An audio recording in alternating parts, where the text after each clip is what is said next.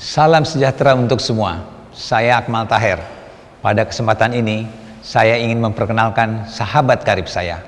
Kita sudah berteman sejak 42 tahun, sejak bekerja di Puskesmas Impres, Kecamatan Camba, Kabupaten Maros, Sulawesi Selatan. Cukup lama memang, keberadaannya banyak mengajarkan saya soal bagaimana idealnya kita membantu orang mencegah penyakit dan menyambung nyawa. Lalu, belajar untuk terus bersemangat membenah diri ketika kami tertinggal dari negara-negara lain. Ada juga cerita juang tentang bagaimana tetap berjuang dikala kita sama-sama tidak punya anggaran, dan bagaimana konsistensi itu membuat kita tetap bertahan hingga detik ini. Sahabat saya ini sering ditemui, tapi tidak cukup populer di negara ini. Namun keberadaannya baru disadari di saat pandemi. Langsung saja saya perkenalkan seorang kawan yang bernama Primary Healthcare.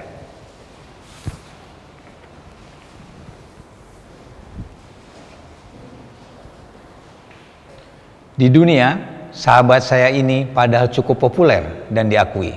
Banyak yang sudah menggambarkan sahabat saya ini dengan penggambaran mereka masing-masing, seperti WHO, World Bank, UNICEF. Bahkan setiap negara punya gambaran masing-masing soal primary healthcare. Tapi sebagai sahabat, saya punya penggambaran sendiri terhadap primary healthcare ini. Primary healthcare saya kenal sebagai sebuah bagian dari sistem kesehatan yang mengadres kebutuhan kesehatan individu dan keluarga di tingkat komunitas dan masyarakat dari hulu hingga hilir. Primary healthcare harusnya menjadi kontak pertama sebuah sistem kesehatan. Ibarat ketika hujan, perlindungan pertama kita adalah payung. Begitu juga dengan primary healthcare. Ketika bicara kesehatan, gerbang pelindung utamanya adalah primary healthcare. Dia harus dekat dengan masyarakat, baik dari segi akses, biaya, lokasi, ataupun jarak tempuh. Tujuannya untuk membantu, bukan untuk menyulitkan. Terkadang, banyak yang menyamatkan primary healthcare dengan primary care. Mungkin karena namanya yang hampir sama. Sebenarnya, primary care adalah sebagian dari primary healthcare. Primary healthcare memiliki elemen-elemen esensial lain yang belum tercover dalam primary care.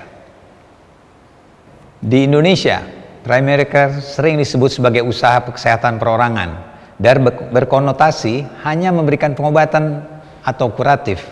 Padahal dalam sistem kesehatan nasional, usaha kesehatan perorangan juga meliputi promosi kesehatan, pencegahan penyakit, sampai paliatif secara komprehensif. Hal lain yang perlu diketahui bahwa primary care bukan hanya puskesmas, tapi juga meliputi klinik pratama, dokter praktek mandiri, dan juga bidan dan perawat praktek swasta. Sementara primary health care adalah layanan yang komprehensif, di mana terdiri atas primary care itu sendiri, fungsi kesehatan masyarakat, pelibatan komunitas, serta kolaborasi dan aksi multi pihak atau multi stakeholders. Poin-poin inilah yang harus diperkuat kalau kita mau melihat titik terang dari primary healthcare. Sejarah mencatat, komitmen global pertama kali disuarakan bersama pada tahun 1978 melalui Deklarasi Alma-Ata yang menargetkan health for all by the year 2000 melalui primary healthcare yang transformatif. Tiba di tahun 2000, WHO melakukan evaluasi yang menunjukkan kebanyakan negara tidak berhasil mencapai target health for all yang ditargetkan 22 tahun yang sebelumnya. Hasil evaluasi menunjukkan bahwa kegagalan mencapai target health for all disebabkan oleh karena banyak negara yang tidak secara konsisten mengimplementasikan kebijakan global untuk penguatan primary healthcare. Bahkan, report WHO tahun 2008 menyebutkan bahwa penguatan primary healthcare semakin dibutuhkan. Pada konsensus global selanjutnya, dunia mengikutsertakan faktor-faktor di luar kesehatan. Untuk itulah dicetuskan Millennium Development Goals atau MDGs untuk dicapai pada tahun 2015 dengan kesehatan menjadi sentral dari seluruh upaya pembangunan. Dan ketika MDGs berakhir dan dievaluasi lagi, masih cukup juga banyak negara yang belum berhasil mencapai targetnya.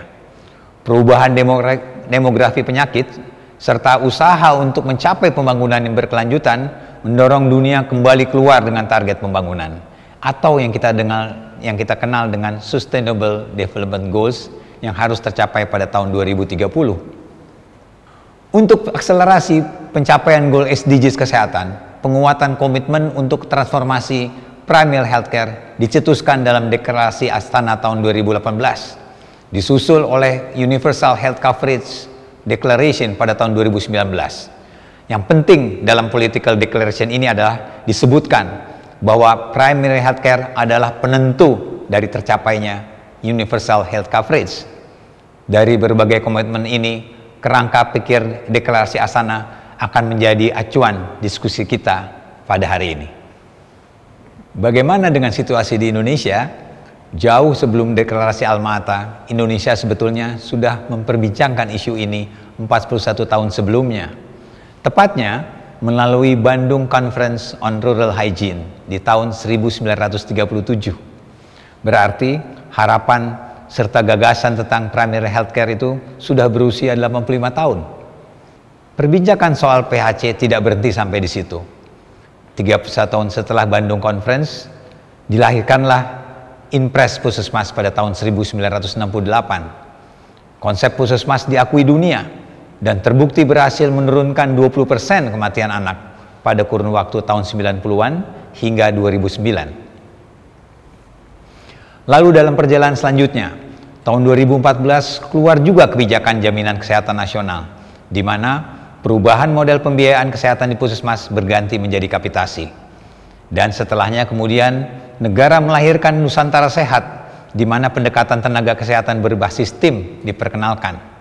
Intinya, secara formal, berbagai komitmen global maupun nasional sudah dibuat, tapi sayangnya belum tergambar dalam bentuk implementasi yang konsisten dan berkelanjutan.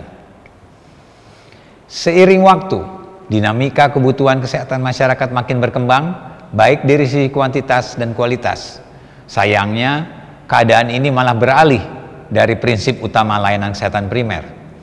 Jika ditelaah, kecenderungan tren layanan saat ini adalah pertama, lebih fokus ke pelayanan sekunder atau tersier yang disebut sebagai hospital centrism. Padahal Indonesia memiliki lebih dari 10.000 puskesmas di level komunitas. Layanannya terfragmentasi, yang artinya adalah layanan yang terkotak dan tidak berkesinambungan dari tingkat primer, sekunder, dan tersier. Dan semakin marak menjurus ke komersialisasi layanan kesehatan. Bahkan di Indonesia, praktek ini didukung oleh undang-undang yang memperbolehkan rumah sakit dalam bentuk perseroan terbatas dan bersifat profit oriented. Sudah 85 tahun kita menanti adanya perubahan. Sudah saatnya kesehatan primer dipastikan dapat dideliver dengan baik. Tidak ada ruang lagi untuk menunda transformasi primary healthcare. Transformasi menuju primary healthcare yang ideal memerlukan banyak hal untuk memperkuatnya. Yang pertama, kekuatan dan kualitas tenaga serta kader kesehatan. Selanjutnya, kepiawaian tata kelola dan kepemimpinannya, kualitas pelayanan vaskes, dukungan kebijakan publik, dan kemudahan akses jaminan kesehatan nasional. Melihat kompleksitas masalah, transformasi primary healthcare tidak akan berjalan sempurna tanpa kita turut mereformasi keseluruhan sistem kesehatan nasional. Ibarat jam mahal sekalipun, bila digerakkan dengan baterai usang, pemutaran waktunya tidak akan sempurna. Maka transformasi primary healthcare harus berjalan seiring dengan perompakan sistem kesehatan nasional agar memperoleh hasil yang maksimal. Banyak yang bertanya kepada saya, Prof, kenapa sudah sekian puluh tahun masih gigih memperkuat PHC? Apa kerennya sahabat PHC itu, Prof? Keberadaannya mampu mencegah penyakit, menyelamatkan nyawa manusia dengan efisien, serta lebih menjamin pemerataan. Menurut Universal Health Coverage Report dari WHO tahun 2019, investasi di primary healthcare pada negara berpendapatan rendah dan menengah dapat menjangkau lebih dari 90% populasi dunia dan meningkatkan angka harapan hidup sebanyak 3,7 tahun pada tahun 2030. Primary healthcare sejak tahun 90-an terbukti berhasil menurunkan angka kematian anak secara global. Di Kuba misalnya, terjadi 40% penurunan. Kemudian Thailand menurunkan 44% kematian anak pada kuintil pendapatan terendah. Dan di Indonesia terjadi 20% penurunan angka kematian anak. 20 dari 199 indikator dalam SDGs dapat dicapai melalui sistem kesehatan primer yang berkualitas. Dari segi kesehatan mental pun, kita bisa melihat bukti kuat bahwa intervensi layanan kesehatan primer mampu berdampak untuk menurunkan keparahan depresi, kegelisahan, bahkan angka bunuh diri. Dari sisi efisiensi, ada bukti kuat bahwa dengan manajemen layanan kesehatan primer yang baik, serta suplai dokter dan akses yang baik pada masyarakat, total hospitalisasi bisa turun, sehingga bisa mengurangi beban biaya kesehatan yang negara tanggung, hingga biaya yang individu keluarkan, dan juga untuk akses layanan kesehatan maupun tindakan medis. Dan juga mengurangi kasus gawat darurat yang lagi-lagi memakan sumber daya perawatan kesehatan di rumah sakit. Dan primary healthcare sahabat saya ini, jika fungsinya optimal, mampu memberikan rasa aman dan keadilan bagi kelompok rentan yang selama ini terimbas ketimpangan akses kesehatan. Sekarang kita coba komparasi dengan beberapa negara. Sebenarnya sulit membandingkan berbagai negara karena ada berbagai gap atau masalah di pendataan. Namun, kita bisa melihat praktek baik yang ditampilkan Brasil dan Thailand. Ini adalah dua negara yang sudah melakukan transformasi PHC dalam waktu yang lama dan konsisten dalam coverage yang luas. Brasil dan Thailand sama-sama memulai penguatan PHC-nya sejak tahun 1980-an. Di Thailand, komitmen untuk menguatkan PHC ini malah menjadi terobosan. Tahun 1982 sampai 1986, pemerintahnya melakukan realokasi anggaran yang tadinya untuk rumah sakit dialihkan untuk penguatan lebih dari 9.000 layanan kesehatan primernya.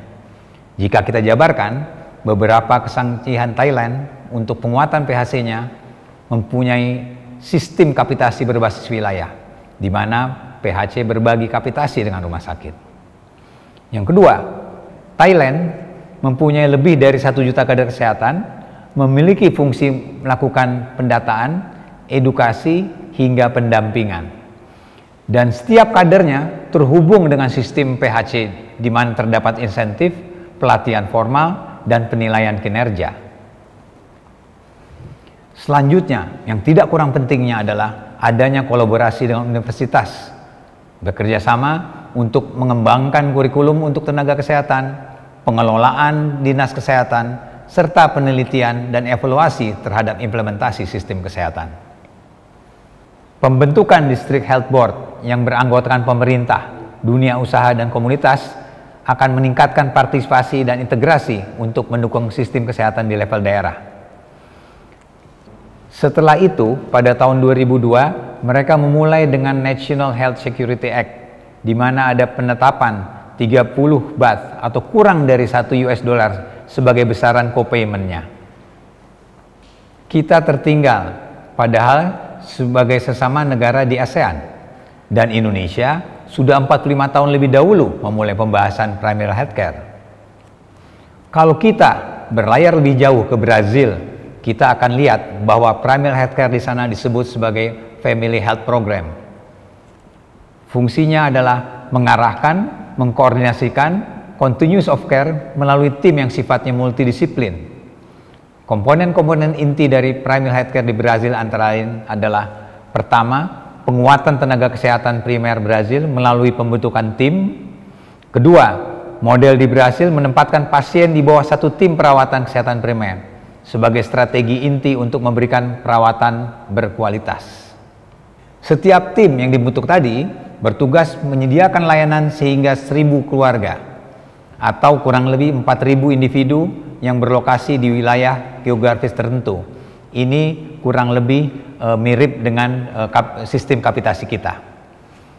Tim ini terdiri atas perawat, dokter, dan 4 hingga 6 agen kesehatan komunitas untuk menangani kebutuhan kesehatan komunitas.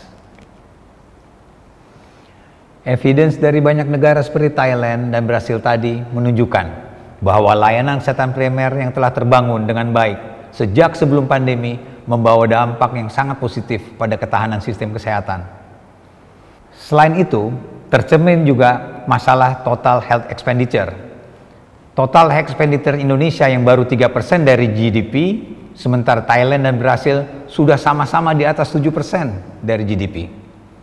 Untuk Indonesia, bahkan expenditure untuk primary healthcare-nya hanya 0,05% dari GDP.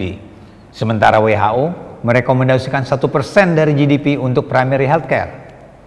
Dengan investasi untuk PHC yang lebih tinggi, Brazil dan Thailand bisa meningkatkan status kesehatan masyarakatnya. Indonesia mungkin belum comparable lah dengan kedua negara tadi, tapi dalam skop yang lebih kecil, Indonesia sudah melakukan ini. Di awal diskusi kita, saya sudah bicara sekilas mengenai Pencerah Nusantara, Nusantara Sehat.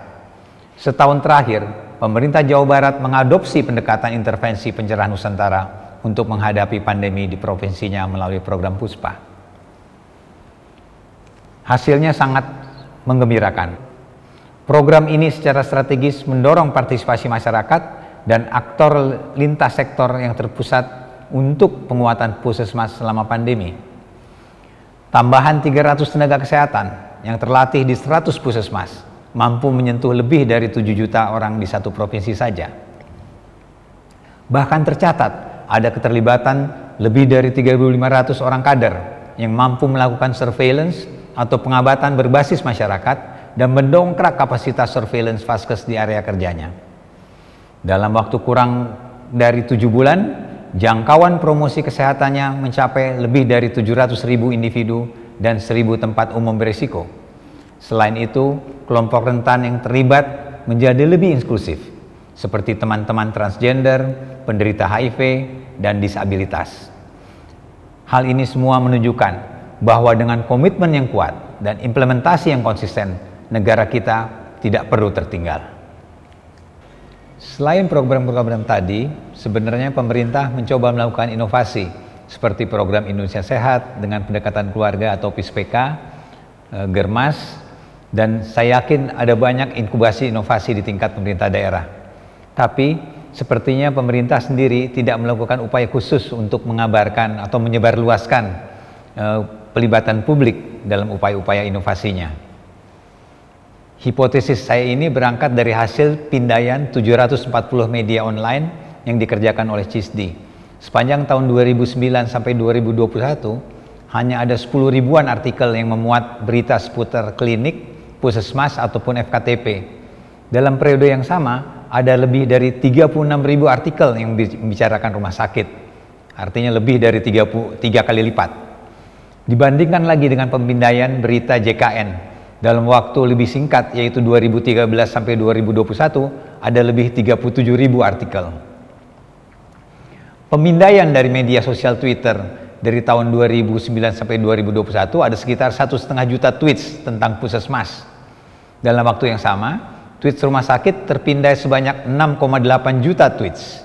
Sementara dalam waktu yang jauh lebih singkat, tahun 2013 sampai 2021, tweets tentang BPJS tercatat hampir 2 juta cuitan.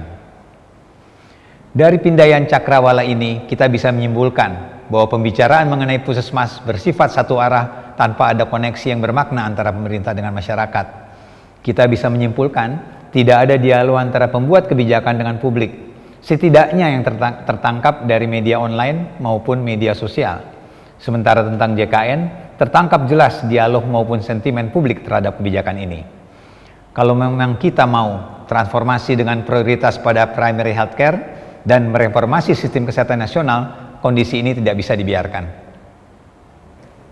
Reformasi menyeluruh dibutuhkan untuk memastikan transformasi layanan kesehatan primer di Indonesia. Ada 5 unsur yang harus direformasi, yaitu pertama, reformasi kepemimpinan dan tata kelola. Kedua, reformasi kebijakan publik. Ketiga, reformasi kualitas layanan. Keempat, reformasi jaminan kesehatan. Dan yang kelima adalah reformasi SDM kesehatan, termasuk kader kesehatan. Pertama, sebagai bentuk komitmen yang kuat, diperlukan payung regulasi yang memadai. Selama ini, sistem kesehatan nasional kita hanya tergantung pada peraturan presiden. Sudah saatnya legislatif dan eksekutif menyusun Undang-Undang Sistem Kesehatan Nasional yang mencantumkan prioritas pada primary health care. Sebagai contoh, Thailand mencantumkan kualitas PHC pada konstitusinya. Lebih dari itu, alokasi serta sistem anggaran yang konkret juga harus tampak hadir untuk memastikan implementasinya. Di Indonesia, selain Perpres tentang SKN, secara khusus arah kebijakan untuk penguatan PHC dicantumkan di RPJMN 2024. Ini pun bentuknya masih berupa peraturan presiden. Peraturan yang lebih tinggi seperti undang-undang dibutuhkan karena penguatan PHC memerlukan waktu yang panjang dengan komitmen anggaran yang berkelanjutan. Yang kedua adalah kebijakan publik. Kebijakan publik yang harus diformasi berkaitan dengan determinan sosial, ekonomi, komersial, lingkungan yang berada di luar sektor kesehatan, namun sangat mempengaruhi pencapaian target pembangunan kesehatan. Misalnya, cukai rokok yang rendah, belum diaksesinya FCTC, dan pengendalian konsumsi garam gula lemak yang tertunda sejak tahun 2013. Hal ini menunjukkan bahwa sampai saat ini kita belum berhasil menggerakkan birokrasi dalam bentuk kebijakan yang nyata maupun menggerakkan masyarakat. Ini terlihat dari melemahnya inisiatif dan keterlibatan masyarakat dalam program kesehatan. Selanjutnya, ketiga, reformasi dalam bentuk penguatan layanan dasar atau penguatan layanan primer. Ini dilakukan karena di strata pelayanan inilah tindakan pencegahan penyakit dilakukan dan sebagian besar masalah kesehatan harus dituntaskan. Poin penting dalam reformasi ini adalah: 1. Integrasi layanan publik dan swasta. Dari data BPJS menunjukkan bahwa saat ini orang sakit Indonesia 50% datang ke puskesmas dan sisanya datang ke klinik pratama dan dokter praktek mandiri. Artinya, bila kita hanya memperbaiki puskesmas, kita hanya memperbaiki 50% dari masalah yang ada. Dengan integrasi ini, kita bisa menitipkan dalam tanda kutip bagian yang cukup besar dari program kesehatan nasional. Contohnya, notifikasi TBC, cakupan imunisasi, yang selama ini peranan dari sektor swasta sangat rendah. Perbaikan akreditasi. Akreditasi merupakan salah satu alat penting untuk menjamin kualitas pelayanan, baik primer, sekunder maupun tersier. Akreditasi di layanan primer yang sudah berlangsung sejak 6 tahun yang lalu dan saat ini terhenti akan sangat menghambat peningkatan kualitas layanan. Keempat, universal coverage reform. Harus dipahami bahwa reformasi universal coverage bukan hanya mengenai cakupan kepesertaan, melainkan cakupan pelayanan komprehensif pada semua orang tanpa mengganggu kondisi finansialnya. Dalam kelompok ini, perbaikan atau reform mencakup beberapa aspek, yaitu strategic purchasing, terutama kaitannya dengan kapitasi, akreditasi dalam kaitannya dengan credentialing, dan terakhir adalah pengembangan clinical pathway. Kelima adalah menyangkut reformasi SDM kesehatan. Semua negara yang berhasil dalam transformasi primary healthcare didukung oleh kader kesehatan masyarakat yang melembaga dan berkualitas. Negara kita sebenarnya sudah mempunyai kader kesehatan dalam jumlah yang cukup banyak, namun sayangnya kurangnya kapasitas dan tidak atau belum dilembagakan. Perkembangannya sampai saat ini cenderung stagnan. Khusus mengenai dokter, di sini saya akan kembali menggarisbawahi poin tentang masuknya PHC dalam konstitusi di Thailand, di mana primary healthcare di Thailand dikaitkan langsung dengan ketersediaan dokter keluarga. Ini sangat krusial, karena dengan masuknya PHC ke dalam konstitusi, ini sesuai dengan sejarahnya di mana prioritas pada PHC memerlukan jangka waktu lama. Di negara kita, reformasi SDM kesehatan masuk dalam Undang-Undang Pendidikan Kedokteran dalam bentuk dokter keluarga atau spesialis kedokteran keluarga layanan primer. Anehnya, yang terjadi saat ini, rancangan undang-undang baru atas inisiatif DPR malah menghilangkan adanya dokter layanan primer di undang-undang. Jadi, sebenarnya apa ukuran keberhasilan transformasi primary healthcare? Kalau kita kembali kepada kerangka pikir operational framework deklarasi Astana, ada dua bagian besar perubahan yang harus dicapai. Yang pertama adalah perubahan dengan daya ungkit strategis, dan yang kedua perubahan dengan daya ungkit operasional. Perubahan dengan daya ungkit strategis mencakup satu adalah komitmen politik dan arah kebijakan. Perubahan ini dimulai dari cara pandang. Primary healthcare harus dilihat sebagai sebuah investasi jangka panjang. Bila diaplikasikan, perspektif ini terlihat dari kebijakan yang terhubung dari RPJMN, Renstra Kementerian, hingga kegiatan-kegiatan atau program di dalamnya. Selain itu, rangka regulasi seperti Undang-Undang Sistem Kesehatan Nasional yang diikuti oleh Undang-Undang Sistem Kesehatan Daerah harus tersedia. Yang kedua adalah tentang komitmen anggaran.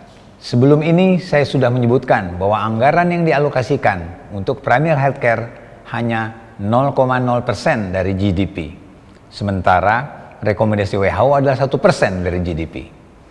Walaupun berdasarkan National Health Account tahun 2019, total belanja kesehatan masyarakat dalam nominal meningkat, namun stagnan dalam proporsi terhadap GDP. Pandemi COVID-19 membuat ketidaktepatan alokasi ini memburuk karena banyak prioritas lain yang harus mengalah dengan respon pandemi. Sebenarnya, sekarang saat yang tepat untuk memperbaiki keseluruhan arah kebijakan dan prioritas anggaran kesehatan nasional. Lebih dari itu, di tingkat subnasional, ketergantungan fiskal terhadap pusat justru menjadi lebih parah dan terjadi terutama pada pemerintah kabupaten kota. Padahal justru inilah hakikat desentralisasi bidang kesehatan. Yang ketiga adalah tentang pelibatan masyarakat. Primary healthcare membutuhkan dukungan aktif dari masyarakat. Bahkan ini adalah salah satu komponen terpenting.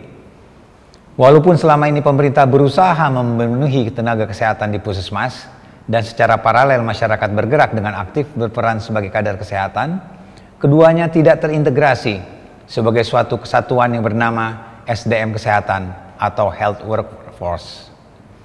Padahal apabila pemenuhan tenaga kesehatan diikuti dengan peningkatan kualitasnya dan kader kesehatan diberdayakan sebagai kepanjangan tangan dari sistem ini, maka intervensi kesehatan berbasis masyarakat akan lebih cepat mencapai target. Selain itu tentunya peran civil society organization tidak boleh dilupakan dalam transformasi layanan kesehatan primer.